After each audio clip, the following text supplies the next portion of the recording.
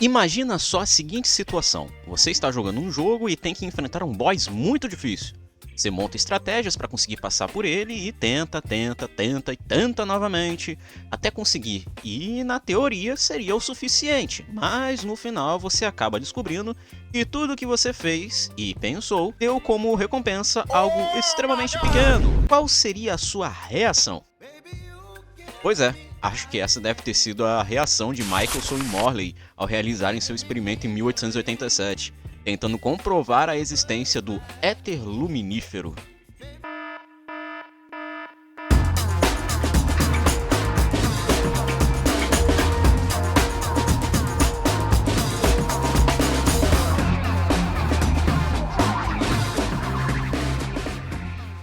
Deixa eu te fazer uma pergunta.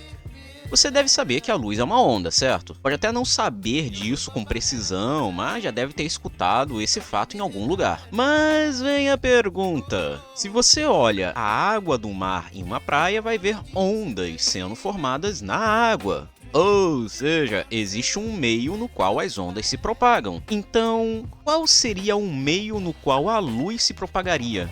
Isso que ela consegue viajar até mesmo no vácuo do espaço. Essa pergunta surgiu durante meados do século XIX, com a publicação por parte de James Clerk Maxwell das chamadas equações de Maxwell, e unificou eletricidade e magnetismo, surgindo assim o eletromagnetismo, e ainda provando matematicamente que a luz é uma onda. Claro, anteriormente já havia sido realizado um experimento que comprovava essa natureza ondulatória. Seria a fenda dupla de Young, em 1801, mas somente com Maxwell que tivemos uma formulação matemática mais assertiva e a constatação de que se trata de uma onda eletromagnética. Mas ainda assim a dúvida sobre o meio de propagação da luz ainda perdurava. Por isso, ainda no século XIX, surgiu as teorias do éter. Sim, teorias, no plural. Isso porque tanto a questão da propagação da luz como a questão das forças gravitacionais funcionarem no vácuo sempre intrigou a comunidade científica. Por isso, essas teorias acabam se sobrepondo. Mas afinal, o que é o éter? Bem, o éter luminífero, que é o tema desse vídeo, seria um meio amorfo, ou seja, que não possui uma forma definida, com uma densidade nula e com a capacidade de preencher todos os espaços vazios, ou seja, o vácuo. Outro ponto de relevância na teoria do éter é o fato dele ser um referencial perfeito. Acontece que quando Maxwell determinou a velocidade de uma onda eletromagnética no vácuo como sendo a própria velocidade da luz no vácuo, uma pergunta foi feita, e inclusive que nós temos que ter ela em mente.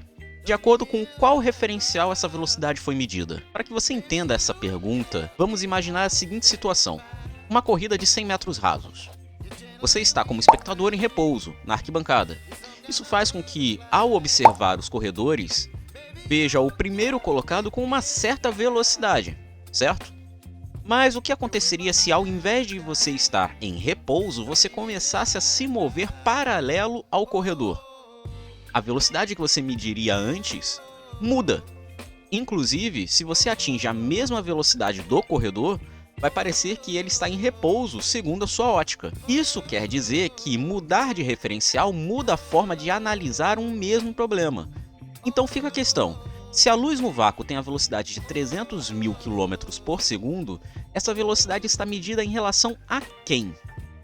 Ou seja, qual o referencial que adotamos para que essa medida faça sentido? A ideia de éter foi bem aceita até mesmo pelo próprio Maxwell.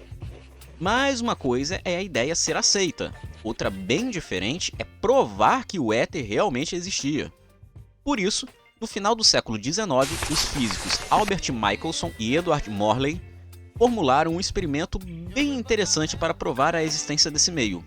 Eles montaram um interferômetro. Um interferômetro é um equipamento que faz uso de um fenômeno físico inerente às ondas, a interferência.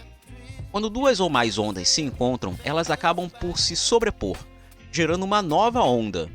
Esse é o fenômeno de interferência.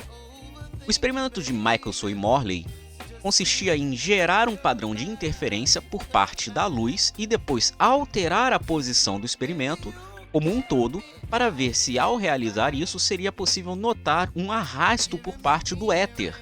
mudando os padrões de interferência. Um feixe de luz foi direcionado para um semi-espelho, ou seja, um espelho que tem a capacidade de refletir metade da luz e deixar passar a outra metade. Dividida a luz, cada parte dela se direciona para um espelho plano e retornam para o semi-espelho. Quando isso acontece, existe uma diferença na propagação das ondas de cada braço do interferômetro. Quando esses dois feixes de luz se encontram no semi-espelho novamente, são direcionados para um anteparo, uma superfície, onde seria possível ver os padrões de interferência.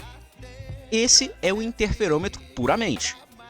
Mas a grande sacada dos físicos foi colocar esse aparelho sobre uma mesa amortecida, ou seja, que não vibrava e que pudesse girar em torno do seu eixo. Segundo a teoria, ao fazer a mesa girar, a movimentação da luz em relação ao chamado vento etéreo produzido naturalmente pela Terra ao se mover no éter, deveria alterar o padrão de interferência, já que o meio com o qual a luz se propagava estava se movendo. Podemos pensar como se fosse o som. Se você fala em um ambiente no qual não há vento, o som se propaga no ar com uma velocidade de 340 metros por segundo. Mas se existe algum vento na sala, essa velocidade muda, dependendo da velocidade do vento e da orientação dele em relação ao som. Por exemplo, um vento a favor do som com uma velocidade de 5 metros por segundo vai fazer o som se propagar a 345 metros por segundo.